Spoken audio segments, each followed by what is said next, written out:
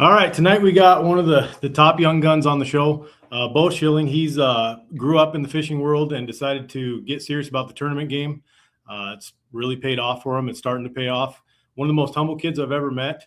We're going to hear his story, hear about how it's like to be on the NWT, and what it's like to find a little bit of early success with obviously the promise of doing bigger things. Beau? How's it going? Good, man. How are you? I'm great. Awesome to be here. Yeah, for sure. We're happy to have you. You and I have talked in the past, and your schedule's pretty tight. I get it. You got the guiding, you got the tournaments, you got other obligations, but we're just real happy to have you on and hear a little bit about your upbringing. Fishing, of course, is the main focus, but everyone's probably that doesn't know you is maybe curious to hear where you grew up. I know it's God's country there, but let's just get right into it, man. Where did you grow up? Where do you live? Yeah, I born and raised in Akaska, South Dakota, right in I call it the best playground in the world for walleye fishing. You can really fish however you want. It's 9 yards actually that way out that window, or 9 miles out that window. We drive to the boat dock, and yeah, I lived in Akaska my whole life. I actually moved when I was like 2, but we moved like across the lot, and then I just moved out with my parents last year. So yeah. Yeah, no, it's awesome. I'd been there over the years, and then really started spending a lot of time there last year. The community, it's small, but it's really tight knit. People are super friendly. Obviously, you guys are a big part of the community. Your mom and dad been there a long time, and it's just one of those places. I feel like it's becoming my home away from home. I absolutely just love just pulling into Akaska coming from the east there. It's cool, man. So you grew up, your dad and your mom have had a guiding business for a lot of years, right? And was it your grandpa's business to start? Yeah, he kind of did it, not to quite the level that my old man runs it. He just kind of did it on the side, and he was actually a plumber, like mainly for most of his life, and he just kind of did a couple of pheasant hunting things on the side and a couple fishing deals. And then Dad, he always tells the story. He talked about it since he was in grade school, how he wanted to guide, and he kind of blew the thing up. So I grew up guiding, and yeah, I guess I kind of got born into the whole fishing game. So yeah, it's cool, man. You guys kind of have it locked down there. Your family does, and with good reason. It's you see some guides that try their hand at it and really don't make it, but obviously you guys being such solid people is what keeps people coming back. And the fruits have to be there too. Like, you got to perform on the water. I mean, there's a lot of overnight guides that maybe don't put people on fish, or maybe they put people on fish and it's not a good time, but it seems like you guys have that figured out. When did you start guiding full time with your dad? So I think when I was like 12 or 13, we have this Curtis Lemaire Foundation come out. We do it for this. One of our friends' kids passed away. He had a undiagnosed heart condition, and they bring out like 80 people every year just to raise awareness about it, and just kind of a fun deal. And they brought out like 80 people that one of them first years, and we didn't have enough guides. And Dad's like, "Well, Bo, time to learn." And that was kind of my first group ever, and I got to take out. He's one of my really good friends now. His name is Billy Simon. We got to take him out and like 3 other guys. And I think I burned a tank of gas in like 35 minutes. I don't think I ever stopped. Just I'd fish for like 5 minutes, freak out because I wasn't catching anything, and then I'd run across the lake. And Yeah. it was touch and go first couple groups, but my dad actually called me when I was 14, and he's like, "Well, Bo, you bought a boat." I'm like, "What? I'm 14, you know?" And he one of his buddies had a Bennington, a 23-foot Bennington for sale, tri-tune, and he told the guy, "Yeah, Bo's buying it," and he never even threw it by me. He just let me know I bought a boat. So that's kind of I got thrown into it, and of course I had the guy pretty much full time to start paying for that thing because I had no money. I was 14 years old, you know. I mean, I had a Yeah. little bit, but not that kind of money. So my first full years when I was 14, and haven't really slowed down. I guess I'm starting to slow down now. We have a pretty great crew. Like Ben and Hunter, they all started work for my mom and dad when they were younger, and now they've been here for years and years, and they're kind of doing more now because me and dad are gone so much chasing these tournaments around. I guess they've been doing quite a bit. We're even getting some new help around, and yeah, Mhm. it's crazy. Yeah. So, I mean, you grew up obviously on a boat with your dad. Your dad fished the tournaments really hard, was real good on tour when you were younger, you and your sister, right? And then he took a break from that, just mainly because he wanted to focus on the guiding and the family. Is that right? Yeah, he really fished tournaments till me and Sam were like 6, 8 years old, and he's just like, he kind of old soft guy, you know. No, I'm joking. He's probably listening. I had to throw that out there. He just said he wanted to watch this morning. He was tired of hearing about how we did over the phone and stuff, and like summer league baseball and stuff. He was just gone all the time, so he kind of took a break, and then I kind of started getting really interested the past couple of years. And he's like, you know what? He's kind of got the, he right when I said I want to go fish the NWT, he's like, I don't really know if I want to do it. I just don't know if I have the fire anymore. And then past year, he's kind of been like getting so excited for it, and he's calling me every night talking about what we're gonna do and stuff. So yeah, he's back in it. I hope for a while yet. Yeah, I mean, not to jump ahead here, but I think anyone that knows you guys or knows of you guys, and the fact that you decided to do it, and you come out in your first tournament and finish where you guys did. I mean, I don't think there's any surprise, right? Like everybody knew you guys were really, really good, like really good, but it's pretty cool. And I know I don't want to like jump the gun and stuff and jinx you guys or anything, because I think that your goals, I'm guessing, are bigger than to finish where you did, but still, I mean, it's a pretty good statement. Yeah, it was really surreal. I mean, you cannot complain about a third and fourth on Lake Erie. I've never even been there, so it was kind of just letting her fly. And obviously, I had high expectations going into it. I tell everybody, you gotta love it, dude. I mean, I went out there way too early. I didn't have to be out there getting my butt kicked by Lake Erie for 12 days. I think I pre-fished, or 10 days or somewhere in there. And I mean, the first 5 days we barely got to fish. It was so nasty out. But yeah, I just went out there and I wanted to learn so much. And I mean, that body of water is nuts, man. I got my butt kicked bad. My back is still hurting pretty bad because I had to drive a little too fast a couple times. Yeah. Yeah. So rewinding a little bit, I mean, you grew up guiding pretty much, grew up fishing Oahe, got into the guiding. When did you start fishing tournaments? Like, what was your first taste of that? Me and Sam grew up fishing a couple with Dad, and we won a couple local ones. That was, I don't even know how old we were. There's a funny story about Dad tells it, and we were just in the way most of the day, and we were knocking off fish and yanking on. Yeah, it was just a crap show. But my first tournaments I fished by myself. I believe I fished the Walleye Classic with Jerry and Ben Beadle, some of our good friends. Jerry owns a car dealership in Bowdle, and Ben was coming to work for us, so we hopped in that one, and I believe we zeroed day one, my first tournament ever, and then day two we were pulling cranks at the time. We ran down to the A-frames at Whitlock. We knew we weren't gonna get a lot of bites. We're like, maybe we'll get a couple big ones, and ended up sucking. And then day two we come back and had like 2 6-pounders, and that was pretty good back then. And I think we got like the biggest comeback, and ended up getting 10th. Yeah. And then my second tournament I ever fished by myself was the Walleye Classic the next year. I just kind of hopped in one every year because I was so worried about guiding and everything. I think day one we threw like the biggest bag the Walleye Classic had ever seen. We're coming to weigh in, and we're like, oh my gosh, this is crazy. And then Tyson Keller actually ended up throwing a bigger bag than us, so we were sitting in second. And yeah, he was beating us by like 0.4. And then the day two, we made some really dumb decisions, being young and dumb. I've told that story a couple times. Just kept a 21-incher for some reason on Lake Oahe. Can you believe that? And yeah, so we ended up getting like fourth or something, I think, in that one. And then we fished like a couple more the next year. We fished the Mobridge Casino Circuit, Sakakawea Casino Circuit.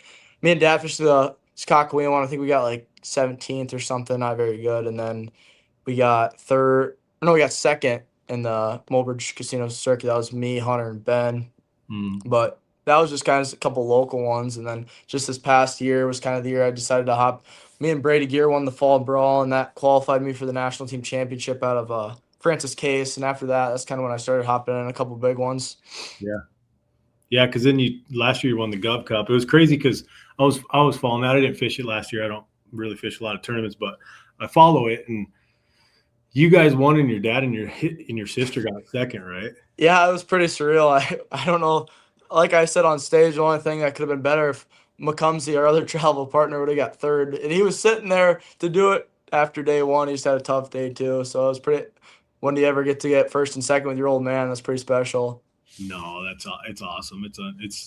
It's crazy. You know, you look at that and you think, what the heck, that's wild. And then Yeah, it is no, long. uh, Yeah. no, it was pretty cool. I told him because he was sitting in like six. I was like, "You got some ground to make up." And then he went out through a really big bag, and I ended up somehow doing it again. Kurt, when I pulled up to the dock, I had a 3 or 4 pound lead after day one, and I'm just an 18-year-old losing his mind. You know, you're leading the Governor's Cup, and I don't think I slept a minute that night. And I was like, man, if we don't catch a fish today, we're gonna look like idiots. Like we got to go at least get a decent sack, you know. And we ended up having a terrible morning, and then we had a great boat marshal. It was Kurt Underhill's nephew. He actually runs the deal, and he was a younger guy, and he just thought we were insane. We didn't have a fish in the box till like 11, 12 o'clock, and we were leading, and then we ended up getting a couple stuck, and I don't know. Everybody was like, "You had them giants figured out," and never would have expected to do something like that. That was just my time, you know. Yeah. I had a couple 8 pounders, 7 pounders. I think we had 1 9 in pre-fish, but we ended up getting like 3 11 pounders in the tournament. It was surreal. Yeah. Nothing was going to stop you.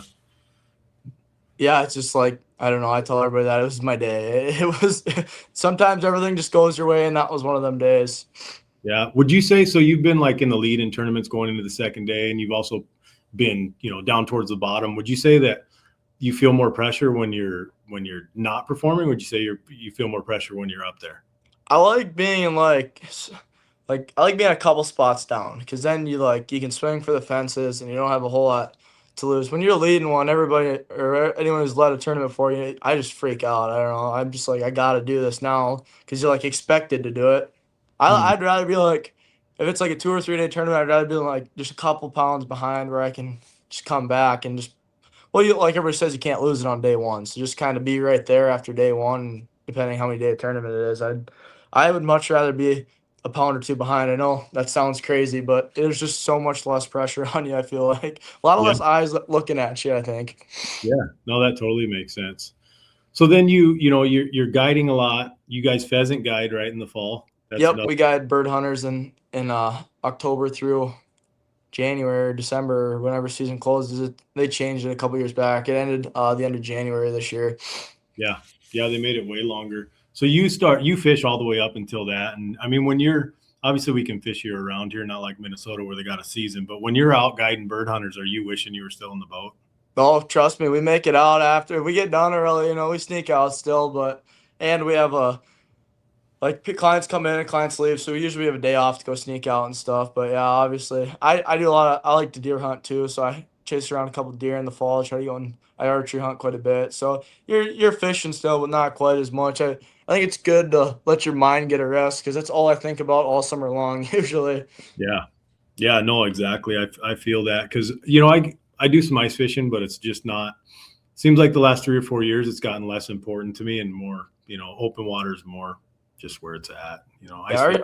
our ice fishing sucked the past couple of years out of Hawaii. I mean, you can still get some, but like back in the day, me and Ben would leave school, drive a little too fast coming over to get to Oahe, and we'd catch our limit before dark, and it gets dark at 5:30, you know, and it Yeah, was nuts. And now it's been nothing like that for the past couple of years. So I don't know.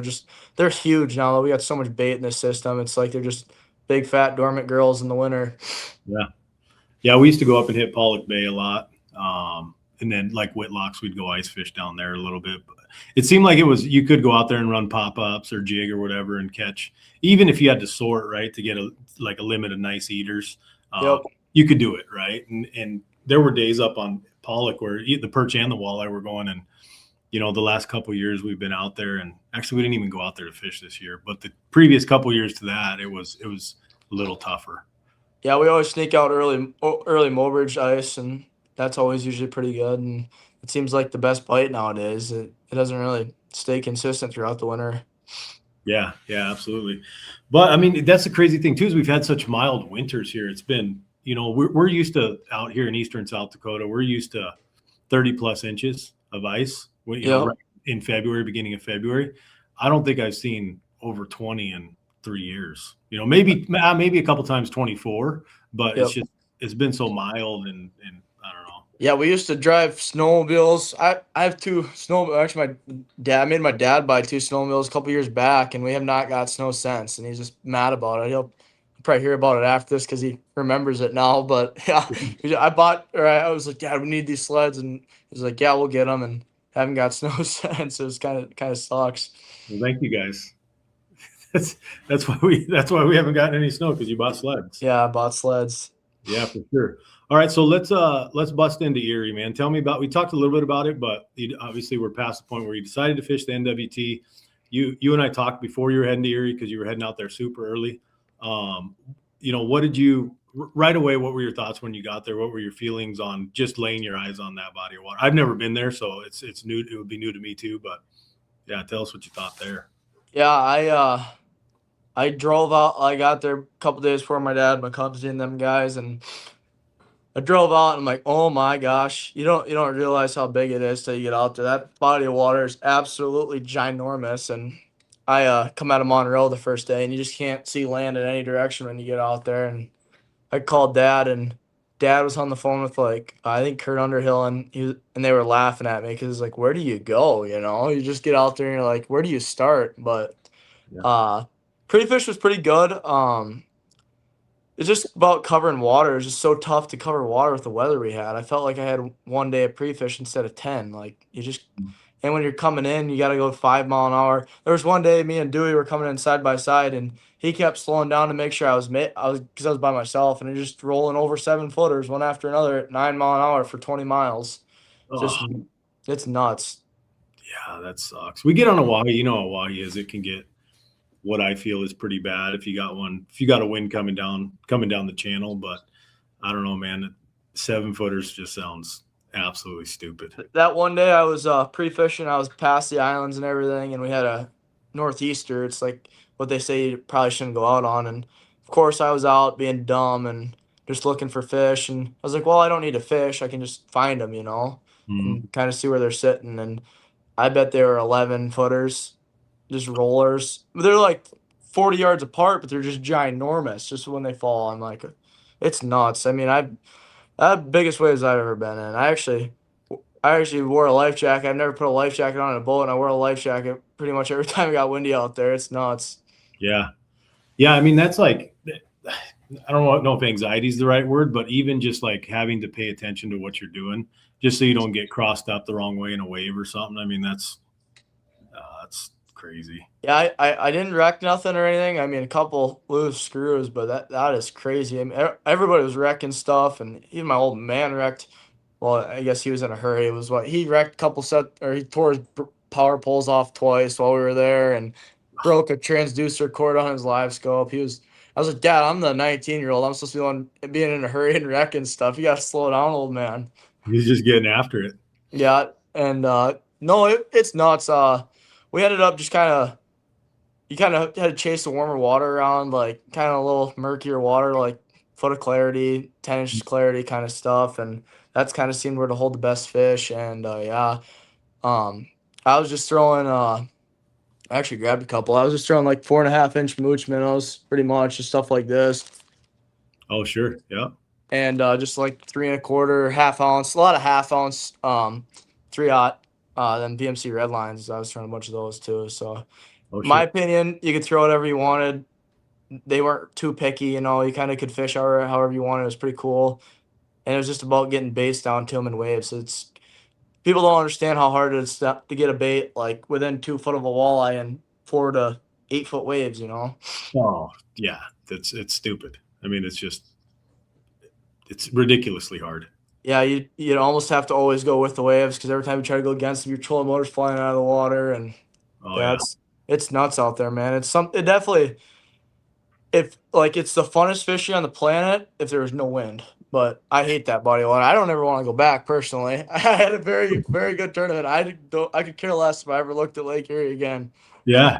Oh, that's crazy. So you're talking about, it didn't really matter what you threw. It's seeing what guys were throwing. Like your dad was throwing the first standard minnow one. So the only reason did so well for him was I think because it was a shorter bait, and he would his hookup percentage was way better. Because a lot of bites we'll get into this year, you're gonna need a little little shorter bait, but I was just throwing a really long odd hook, and I felt like they could see a longer bait better. But if you got a shorter bait near them, math says on paper technically they should probably eat it better because if they shorten it, but even they should probably Yeah. get the hook. Yeah. When you But said 3/0, I was kind of surprised you're throwing that big of a hook. yeah, I don't know if I ever didn't throw a 3/0 while we were there. Yeah. Yeah. And then you look at, God, what was, someone else was throwing something. I mean, just plastics obviously was the name of the game. It seemed like A lot that of was, guys throwing crawlers too. I put a couple in the boat first day, and then I never put them back in just because I felt like you could really catch them on.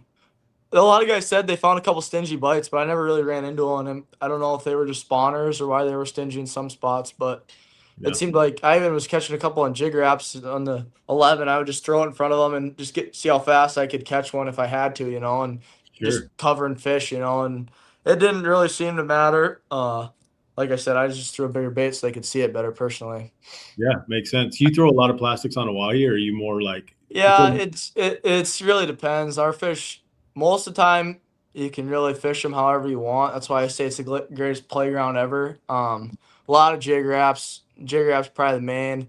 Catch the mooch minnow. Honestly, I work with Rapala now, and before I ever worked with them, I was so happy when they reached out because I throw so many mooch minnows. It's unreal. It's like the number one go-to bait, like universally. Like you can go anywhere, and it seems like they work. So that's probably my favorite plastic. And then some you get. I mean, some guys catch them on finishers and stuff. On Oahe, you can really whatever you want to do. Really, I mean, even like guys like Max were catching them on crawlers last year. But yeah, that's why I love Oahe because you can really fish however you want.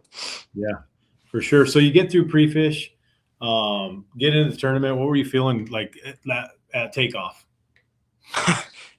You're nervous obviously, but I had two really good co-anglers. We talked a lot. I pretty much talked to them all day long. Both of them great guys, and it kind of relaxed you down just getting to know somebody. I don't know if that makes sense, but you Mhm. guys are just talking about life and stuff all day and fishing your butt off. It was a lot more relaxing than I thought. I thought I was gonna kind of like spin out a little bit, but I was actually pretty chill during the tournament days. Obviously, Mhm. maybe a couple bad words were said when I missed a couple, but it wasn't too crazy. It's awesome. There's no better feeling than tournament fishing in my opinion. So I just love every second of it. Yeah. So what time did your first fish come? Day one, I ran out a couple miles from there's an island called I believe it's West Sister, and I was just a couple miles off from that. I think I started on it and then I was fishing around it, and I think I had 30 pounds in the boat in 45 minutes. It just they're kind of all right there. And then day two, I ended up having 35, 15 maybe sounds right. Day one, and then day two, the plan was just to swing for the fences, and I told dad what I was gonna do, and he told me what he was gonna do, and or actually my buddy Jade Wendell, we're working with him this year. Had like 37. We both talked about it. We had this area where we actually pulled up in pre-fish. Wendell's a hammer. I mean, man, that kid can fish. And he pulled up. He called me in pre-fish. He's like, come over here. And I pulled up and he caught 47 pounds in like half an hour out in the spot. And I'm like, oh my gosh, that's unreal. So that's where we were headed on day two of the tournament. But it was like 25 miles instead of 15 miles or whatever we were running right away. Sure. And we pulled up and we were just doing our thing. Both of us were like half mile apart, and I threw like 25 pounds, 30 pounds in the box, but the big ones were just gone. So I ran down to the Bass Islands, didn't really see much. I think I might have caught one there. And then I ran over to like the Cairns area and fished there most of the day. And then back even a ways. I don't know very many names of spots, and ended up scrounging up 41 pounds. I told everybody I seen 6 big fish day two, like 6 over 9 pounds ish Mhm. area, and they're just blimps. I was like, yeah, that's the one you want. When they look like carp out there, they're just a big pre-spawn walleye, and you get a little excited. And ended up getting two of them to bite. One ended up was like a 10-10, which helped a lot, and then one's like a 9-10. So, That's and great. then just some average fish out there. It's like the 5 pound factory of the world right now. If you want to catch 4 or 5 pounders, go to Lake Erie. It's insane. It, Really. it was really just about driving by fish and not casting at littler ones. I just covered a lot of water. I'm actually running two 36-volt 100 amp batteries, and everybody told me I wouldn't be able to kill them, and I damn near killed them both day 2 of that tournament just because I never let off my trolling motor, just covering water. Really? Yep. And you're running Ultrex, right? Like most guys. Yep. I'm running Ultrex this year. Pretty solid trolling motor. Honestly, I don't really have issues. I'm kind of hard on them too, so just kind of stick to what's working, you know. Yeah, and you're running Garmin. Yeah, I run Garmin and Lowrance. Okay. I So run. yeah. Go ahead. No, I was just asking what your setup was. Yeah, so I run live scope 9217 on the bow with a 12-inch HGS Pro Lowrance, and then just a 12-inch GPS map and a 12-inch HGS Pro on the dash. Okay. Pretty Cool. simple, just 4-graph setup right now, and I mean I have a shuttle in the back and stuff, but Yeah. So you're just running one deucer on the boat, and that's it. One I live. have a live scope on my transom too. Okay. Cool. Yeah. Yep. 34 also. Yep. Yeah. That's pretty nice, huh? It is, but it's not. I mean, it's solid, but I wish I could go a little faster. You just can't scan very fast because the bubbles of the motor and stuff, like 6 mile an hour, 5 mile an hour, which is still pretty slick. But Yeah. if you, oh crap, sorry, I gotta plug this in. It's about to die. Yeah. I should have paid attention. Sorry about that. That's all good. Thank goodness it pops up and it says you're about to die, so we're good now. Right on. Yeah, I put one on my boat. I've never had one on the boat. I put one on the transom this year, just to see. I thought, God, I don't know why. I think I had an extra transducer, so I was like, well, I might as well put it on the transom. But I also thought it'd be nice if I'm cruising at 5.6. I was hoping to be a little faster than that, but 5.6 and like, all right, here's the start of the trees, or here's the start of the cut, or just even something like that. If you're looking for if you want it for catching eaters, it's like the best thing on the planet. I have one on my guide boat. I run a Tri-Tune center console boat, and Yeah. you can scan it like 15 mile an hour with pontoons. It's insane, and you can see eaters. Oh yeah, that makes sense because you're not. Yeah, we cover a lot of water. I mean, any more guys are like, we gonna fish today? I was like, well, there's no point to fish. There's no fish, guys. Once we find them, and it should be pretty good though. I just drive around until I see fish nowadays. Yeah, no, that's pretty cool. You kind of got it figured out. So you're running Lowrance for mapping, obviously, or are you running that for side? Yeah, I have Lowrance for mapping. It's pretty solid here, and I obviously side scan too, and 2D when we're using it. Like Erie 2D was a big part of Dad's deal. He had his so dialed in, and he actually got mine dialed in for me just so he could find fish at 15, 20 mile an hour. Yeah. Are you running a through hole on your boat or no? No, just a regular deucer, I think. Okay. I'm not a big 2D guy. I usually just use it for depth, and most of my work is up front, just putting the trolling motor in and covering water. Yeah. Yeah, absolutely. So for people, obviously we know you mentioned that you run different baits, but what rods are you running, or what, length, weight, action, all that stuff? I really don't have, but I mean, I have 5 old Fenwick World Classes. They're my favorite rod on the planet. And then besides that, I pretty much have a couple of everything. I was down fishing with a couple of my buddies out of Bismarck, like Luke Spickler and them guys, and Hunter Hervela. And they're like, do you have one of the same rods? Because I just have like 30 or 40 rods, and I think I might have a couple of the same ones, but not very many. Like out on Erie, I was throwing a lot of medium, extra fast, 7-footers. I had a couple medium light rods tied up. All rods are different. Sometimes they're a little heavier than one another, but Yeah. when we're throwing mooch minnows and stuff, I like a medium light kind of. I like a little lighter rod. Yeah. With flukes and stuff, especially when you're like pulling it away from them and stuff. I like a lighter rod, a more finesse bite where you're holding it still. I don't mind a medium rod. It just kind of depends on the scenario. Sure. Like jig wraps, I throw a 7'2" medium extra fast. It's like my go-to, but it's all preference really. Like Garrick McCumsey, he throws noodles. I'm always like, dude, how do you use these rods? They're like extra soft rods, and I'm like, it drives me nuts. I can't use them, but he's really good with them. So I don't know, it's just preference kind of deal. Yeah. What about for reels? Do you have a bunch of different reels too, or do you have a favorite reel? I'm a bad guy to ask about rods and reels. I have everything, man. I run a lot of flugers. I run a couple Denali reels. I can run I got pissy funds too. A couple of Zetas, but I throw everything, man. Yeah. Yeah. It's crazy because like I'm the type of person that's so dialed in. Like my gear has got to be so meticulous. It's OCD in me. But then I'm just the dude that is just here, just maybe catching a good fish here and there. And then you got a kid like you, it's like, I just run whatever. No, I'm very meticulous about my line, but Yeah. rods and reels, I don't really care much. I throw a lot of that Sunline All Might. If you guys haven't heard of it, I think I might have one right here. Yeah, it's actually the bright pink line. When you find it, it's pretty sweet. It's I throw 16 to 22. They're manufactured out of the States, and they have to like be so specific with their line test. So it like 16 to 22 sounds like heavy line, but it's actually like thinner than most braids. And I throw a lot of All Might. They have a new I'd butcher it if I try to say it. It's like a Sabmia or something, and it's like this green line, and I throw a lot of that. But Yeah. like when I'm throwing finesse, I like a super thin braid. I don't know. It's just I'm weird with my lines. I've tried it. If there's a line out there, I know I've tried it. I've tried a lot of line, but mainly when we're throwing out deep and stuff, I like that All Might because it actually sinks and it like cuts the water, and it's like my go-to. Your bait falls. I'm not gonna say it gets down there twice as fast, but instead of falling for 10 seconds, you fall for 8 seconds. It's like them 2 seconds. I can cast out this many more fish a day, et cetera, you know? Yeah.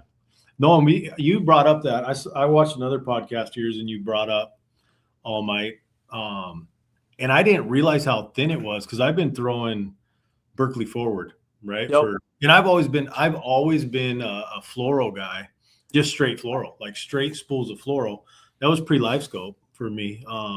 And then when I went to live scoping on the boat, I was like, all right, I can run braid now with leaders. So I got forward, spooled all my stuff up with forward, but I noticed that like there'd be a belly in the line, right? Like throwing something like a finisher or a hyper rattle or a jig wrap, right? There'd be this belly in the line, and then you're reeling up way more slack to get a direct line to your lure. And so then you brought up this All Might, and I'm like, man, I'm gonna try some, right? So I ordered some, and I was at Shields and I bought the 16. And I was like, holy cow, this stuff it's like sewing thread. I mean, it's thin. So thin. Yeah.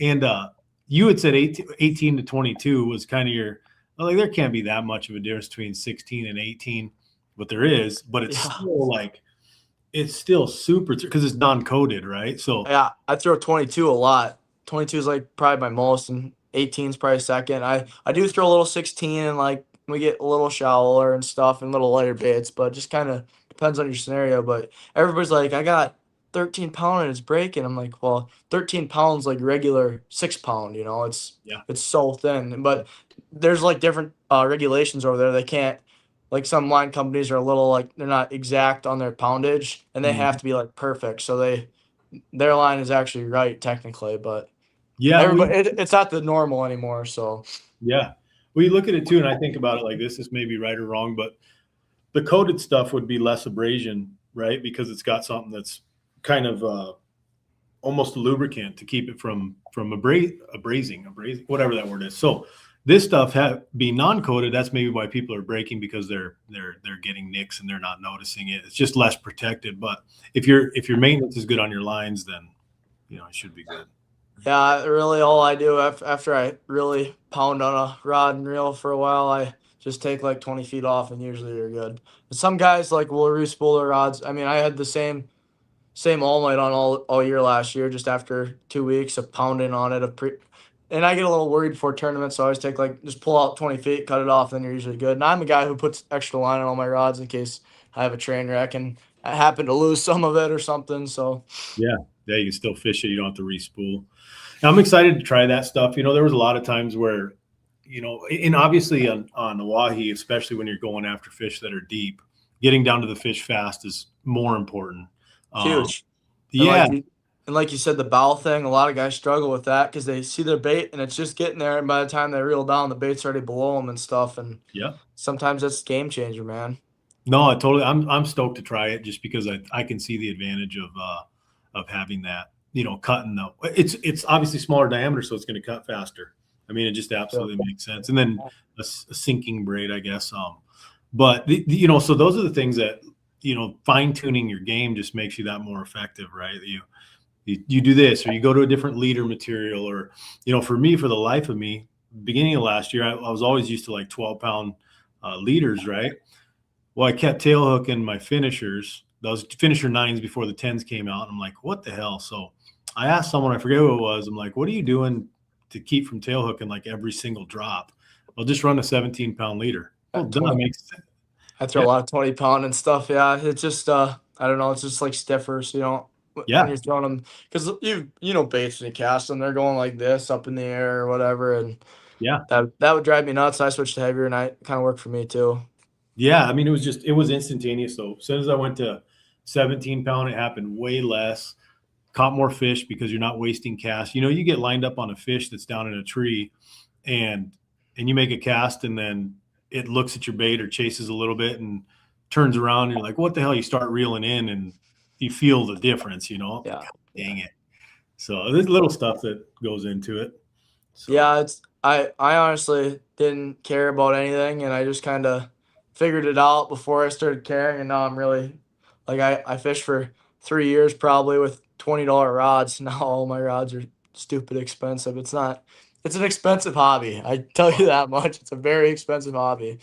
Yeah. I mean, the cool thing about it is, though, you prove that people don't need expensive rods and reels to go do it. You know, you just got to have, if you're going to fish the way with live scoping, obviously you got to have a live scope, but, which is expensive, but you could do it with a $20 rod or a $50 rod and a cheap reel. And as long as your line's good, you know? Yeah, honestly, you probably don't need the nice stuff. It's just when you do it, as much as some of us guys, it's just kind of nice to have really nice gear. I don't know, it's like a guy who golfs one day, he ain't gonna buy a $10,000 set of clubs, but a guy who golfs every day, you know, it's a different story, kind of. Yeah, absolutely. So back to Erie, sitting good after day one. Day two, what did it feel like to weigh that bag and know that because you weighed pretty early on day two, didn't you? Yeah, actually, I think I weighed early day one, and day two I was kind of in the back. Oh, okay. Yeah. And then I knew I had a good bag, and obviously you're out in the water and your scale's just going like this. So I'm trying to lock them in low, so I'm not over expecting what I got, you know. And you got to call beam all your fish, because you can call out there and you're trying to, like, even in the waves, you're like, which one's, you know. And I had a couple that were like damn near the same, and you're like, it's tough. And I had a great co-angler. His name's Lance from Bismarck. Just everything I needed day two, he was there and helped me out a lot. He was call beaming all my fish for me, and we were kind of running late day two, so I was like, because I was casting at this one of the 6 big ones I seen day two. I fished about 10 minutes too long, and I kind of had to open her up coming in on Lake Erie. And anybody who's been to Lake Erie knows it's probably not the best idea.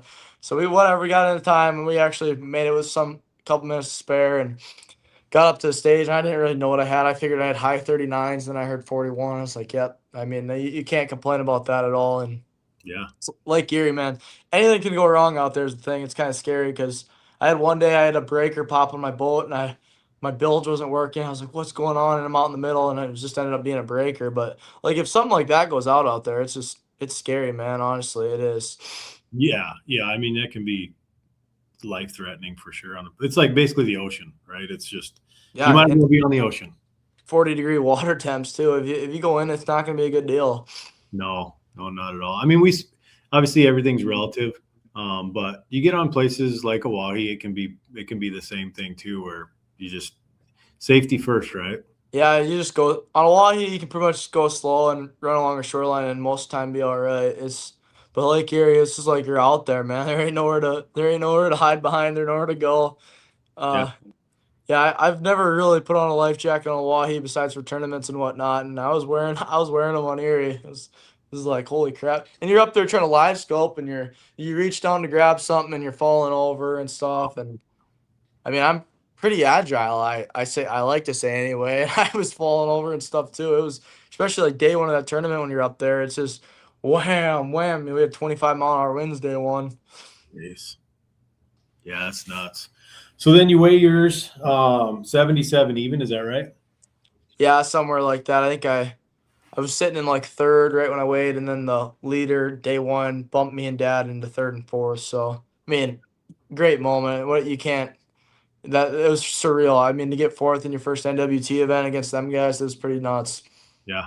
Your dad talk a lot of crap because he got 10 ounces more than you? Yeah, a lot. We're going to try. I told him, I was like, you got a 1-point lead on me in AOY now, so I'm going to have to make up some ground this next one.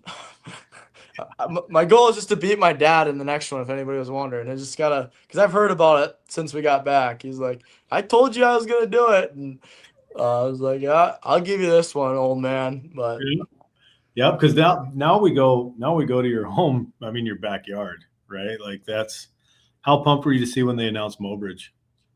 honestly, I love it, and I don't at the same time because I know so much here and I've fished so much here. It's kind of nerve wracking though, because we were talking about earlier, like leading a tournament and being like in the back a little, or not in the back, but a couple times shy. It's like your expectations are so much more, on your home body of water, and I'm super pumped. I just honestly want it to be here. I want to quit thinking about what I think I'm gonna do and stuff, and obviously kind of have a general idea and end of May, what you're going to be doing and stuff. But yeah, I'm pumped and I'm a little nervous. Out of all the tournaments, I'm actually probably the most nervous about Mobridge. Yeah, that can be a weird time of year out there, right? Like middle end of what is it, 20th and 21st? Yeah, you're right there. I think it's a Wednesday, Thursday. Yeah, I mean that can be a weird time for you guys out there, huh? Yeah, it'll be interesting to see what happens. Obviously, they're all going to be completely spawned out and stuff, so they're not going to be the giants we see in the fall. But it's gonna be interesting. It's gonna be really who can get the right 2 bites a day. Honestly, I mean, obviously your slots are gonna be a huge part of the game too, but it's gonna be who can grab 2 10-pounders a day. I'm thinking it depends. It sets up depending what the water temp and stuff does this year, what they're gonna be doing and whatnot. But Yeah. gonna be some nice bags. I know that trolling bite's gonna be good. Live scoping bite should be pretty good. It's gonna be interesting to see how that plays out. Yeah. Yeah, absolutely. Yeah, I'm looking forward to it. I'm nervous as hell, but I'm just basically going out there to donate to you guys, so that's cool. Dude, on Oahe, anybody, I mean, anybody can run into them 2 fish. I mean, I've fished all day and ran into 2 in a couple minutes, man. It's crazy what, I don't know. It's not like Lake Erie. You can't go, you don't need to catch 5 of them. You catch 2 of them, but to find 2 of them out there is a little tougher than Lake Erie. I mean, there's not near the numbers of them, and it's gonna be fun. I mean, we have a lot of big fish and a lot of great anglers. I'm pumped for it, and like I said, I'm really nervous at the same time. Yeah, for sure. For sure. So then after that, what's the next tournament? Are you going to fish any of the state? You're fishing the Gov Cup, I'm assuming, or are you not? Yeah, I'm in 3 Gov Cups this year. All the NWTs and maybe 1 or 2 more that I'll mix in there. Yeah.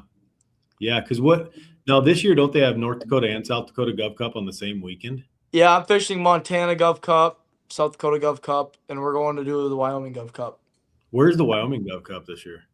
Or where do they have it? Glendo, maybe? Glendo. Yep. Does that sound right? I've never been there. Actually, Jaden Wendell and me are hopping in that one. He asked me if I wanted to, and there wasn't very many spots left. And I was like, I've never been there. Sounds cool. It's Yeah. it's not a super big tournament. I think I mean, a lot of people, but it's not like 100 grand to win or anything. It's just kind of a fun deal. Just kind of go down there and see Yeah. what we can do. It'll be exciting. I think it's a reservoir, so I don't know. Yeah. Yeah. That's I go over to Wyoming, kind of that area, a couple times a year fly fishing actually. But we were out there. We didn't even know the walleye fishing was good. And I guess it's like South Central, Southeastern Wyoming. And then we were at this gas station. There's all these like deep V's, Lunds and Rangers and all this stuff. So we stopped and talked to one guy and they're like, yeah, the walleye fishing here is phenomenal. We're like, what? like massive fish, The only reason I know they have walleyes there is because we get some clients from there, and they're like, yeah, we catch walleyes back home too. And I honestly didn't know anything about. I didn't know Glendo existed until about a couple days after we got back from Erie. Jaden asked me if I wanted to hop in, and I called the boss lady, aka my mom, and I was like, "Can I get off a couple of days of work?" And she's like, "I don't know. So we get 2 days of pre-fish and 2 days for the tournament. So we're gonna go see what we can do. I did get permission. I'm thankful. I mean, she could have very easily told me no too. We're pretty swamped that time of year. I think it's early June. Yeah. Shonda's keeping you in line still, huh? Yeah, tries to anyways. I mean, I need to work a little more and probably fish a couple less tournaments, but I love it, man. It's the best thing in the world. I don't know if for all you've done it, you know what I'm talking about, but it's pretty surreal fishing tournaments. Yeah. Yeah, for sure. So you got 2026 mapped out. Do you have any like words of advice kind of in closing here as far as just people just anything, man. It could be about anything. You're young, 19 years old, right? Yep. But like what the crazy part about that is, it's not that you're good at fishing for a young guy. You're just good at fishing, right? Like, so people that are older that maybe are just getting into the live scope game or just getting into walleye fishing, any words of advice that on a day-to-day basis they can apply to fishing? Yeah, man, just you kind of got to go do it nowadays. It's the technology is just gonna keep getting crazier, and honestly, if you want to do something, you gotta love it. Like all I think about is fishing. Like I wish I was fishing right now. The wind actually let down. You just kind of gotta love it, man, and go do it. Go do it as much as possible. People don't realize how much a guy who does well, like Dewey and them guys, like he's only fishing 10 or 5 6 tournaments this year, but he's absolutely fishing every day he can. You just Yeah. gotta go. You gotta go do it as much as you can. Like Dad, I was driving Dad nuts. He had a Lund 219 and or not a Lund 2075 tiller, and I absolutely put all the hours on it because I took it out every single night I could. And he bought me an older Pro V a couple years back, and I just absolutely put 300 hours on the motor in one summer just because I wanted to learn how to do it. And you just got to go do it as much as you possibly can, and every time you get a chance. I mean, that's best advice I got. Yeah, I think 100%. Nobody's going to get good at this overnight, right? Like it's one of those things that just takes putting the time in, but putting good time in. There's a saying, it's perfect practice. I'm going to slaughter it, but it's something about perfect practice, is what prepares you, not just practice, right? Yep. So whether that's athletics, and you played sports growing up, practicing with a purpose, Yep. and that's kind of how that intensity comes out, so that when you get into a situation where you're going to compete in a tournament, you're just used to that level of focus, I'm assuming. Yeah, I mean, if you want to go fish tournaments, man, you do have to love it. I mean, I try to put in as much or more hours than everybody I possibly can, just because I want to do well, and I don't compete to not do well. I want to try to do the best I can in every possible tournament. I try to put as many hours towards it that I can. You just got to mix it into your schedule and stay consistent, and you'll figure it out eventually. It's just you're never gonna do it. If you fail enough, you'll eventually figure it out. I mean, trust me, I sucked bad a couple of years ago. Like I was not very good at it, and the amount of hours I've put in and stuff has just helped me tremendously, man. Yeah, for sure. Well, cool, Beau. Thanks for catching up with us. Try to get out there and get still early enough to get on the water. Yeah, I think we got about half hour left of sunlight. Maybe we'll sneak out. I doubt it. It looks pretty nice tomorrow. I don't know what the boss wants us to do tomorrow, but maybe we'll sneak out and do a little fishing. Yeah, awesome, man. Well, it was good talking to you as always, man. Thanks for joining us, spending the time. Good luck. We're all watching you. I know I'm definitely rooting for you and want to see you do well. So cool, man. Hey, thanks, man. I appreciate it. It was awesome. Yeah, maybe we'll see you out there this weekend. Yeah, probably. All right. Thanks, Beau.